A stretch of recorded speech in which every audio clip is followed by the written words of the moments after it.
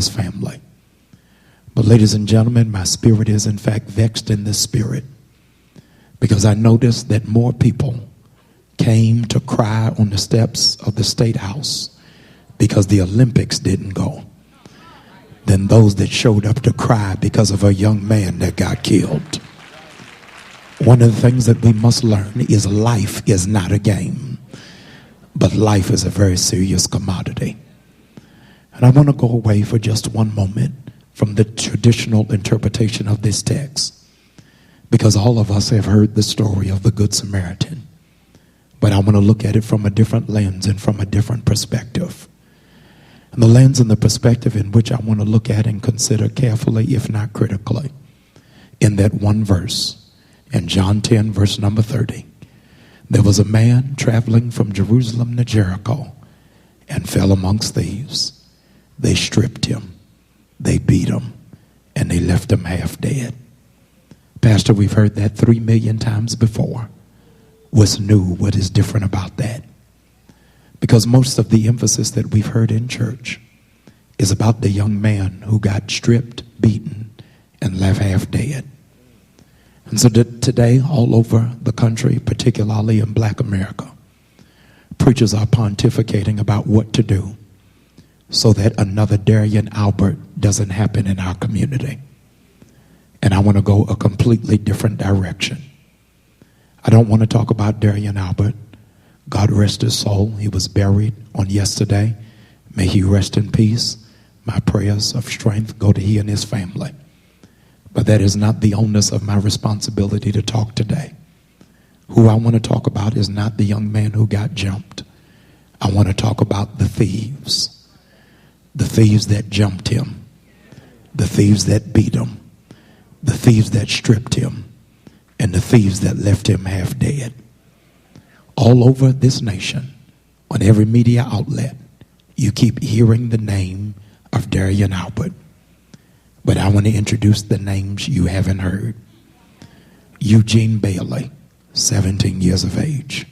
Eugene Riley, 18 years of age. Eric Carson, 16 years of age. Sylvania Shannon, 19 years of age. The four of them, while I'm yet preaching, are behind a prison cell. And I want to remind Black America that those are our sons too. And we're so quick to underscore the people who are on honor roll. But there's a whole nother generation of young men who are not on honor roll, who might have lost their way, but we cannot afford to give up on them. Everybody under the sound of my voice has a son, has a nephew, has a grandson who's flunking out of school, who's running with the wrong crowd, hanging out, lost his direction, has absolutely no idea what he was supposed to do in his life. But I came to remind you, these are our sons too. I know you don't like it, but these are our sons who are in jail. These are our sons who are in the Bloods and the Crips. These are our sons who are selling drugs to elementary school students. These are our sons who are raping our daughters. These are our sons who are robbing our grandparents. These are our sons who are confused about their sexual identity. These are our sons who are running pyramid schemes. And if you dismiss them, you're going to lose the whole community. But ladies and gentlemen, even if the whole world washes their hands of the so-called bad son, it is the responsibility of the church to go back into the community and tell these sons, you still belong to us. And I don't know where you are, but every black man in this room has had a moment where people wanted to give up on you, throw the towel in on you, wash their hands of you.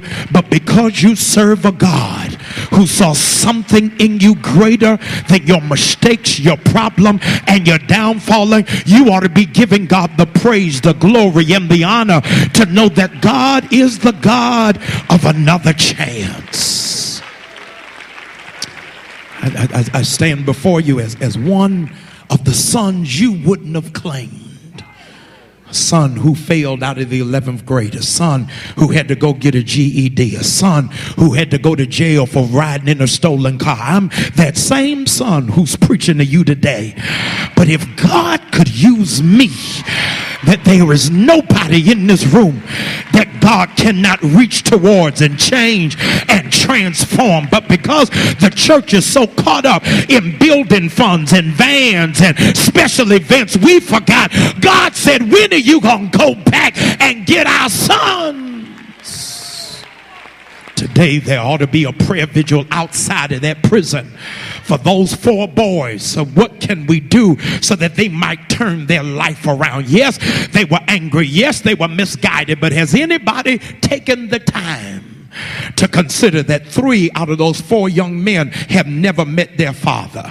Has anybody ever taken the time to figure out why half of them dropped out of high school? Has anybody taken the time out to figure out why 3 out of the 4 were tracked into special education? Has anybody paused to figure out how come none of them were in the Big Brothers program? Can anybody figure out and find out why no church claimed them as their membership?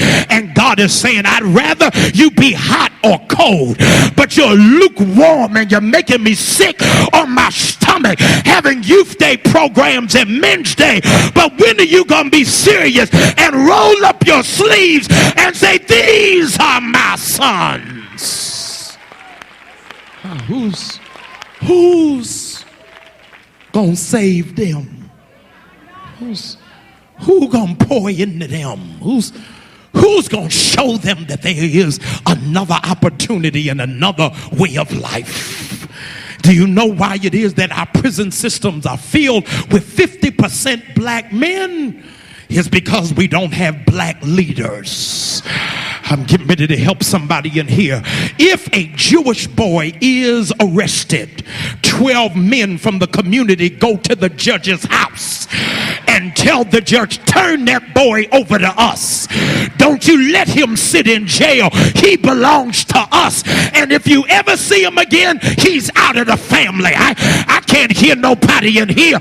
God is waiting to see when real men are going to rise up. Even if it ain't your biological son, he belongs to you. And you better grab him by the collar and tell him, you better not be smart with me. I've been where you've been.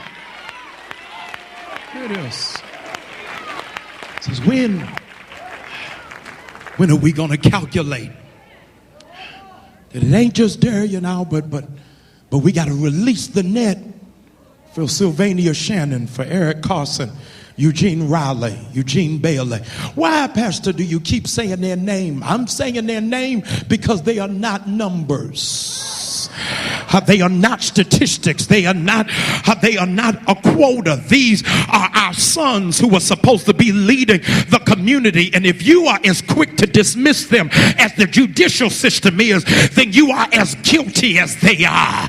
And some of you are in fact a turncoat because you got a son in jail who you haven't visited.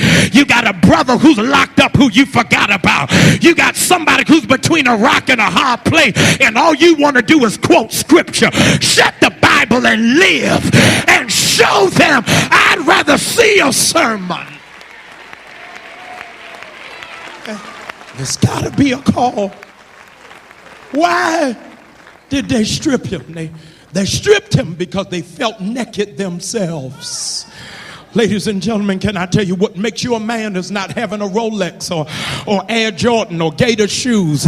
What makes you a man is not a 3-piece suit. It's not having Versace or Louis Vuitton. What makes you a man is when you get up in the morning and before you walk out of the house, you tell yourself, I'm putting on the whole armor of God. And I got the shield of faith and the sword of the Spirit, and my feet are in the preparation of the gospel. You all got to stop acting like punk believers. I'm sick of the Nation of Islam only having strong men, but when are the men in church going to stop acting like sissies and be men and raise up a standard?